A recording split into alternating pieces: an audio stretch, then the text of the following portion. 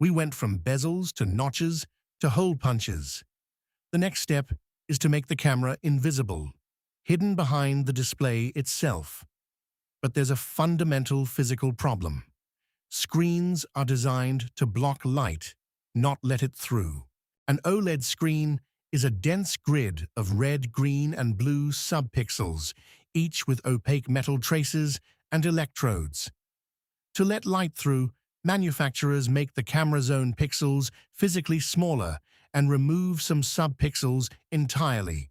Even with gap optimization, the light that reaches the sensor is weak and diffracted. It has passed through a diffraction grating of pixel edges. The result is a soft, hazy, low-contrast image that no photographer would accept. This is where AI saves the image. The phone runs a deconvolution algorithm. It knows the exact diffraction pattern of its own screen and reverses the blur mathematically. Then a neural network restores color, contrast, and texture using a model trained on pairs of degraded and clean images. The result is remarkably good in bright light. But in low light, the signal-to-noise ratio plummets. The sensor sees as much noise as image, and the screen's own light can leak back into the camera. Solving this requires new transparent cathode materials and possibly micro-LED direct patterning.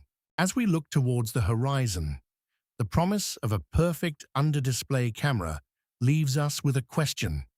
What becomes possible when technology disappears completely from view? In the pursuit of creating invisible technology, we redefine our interaction with devices.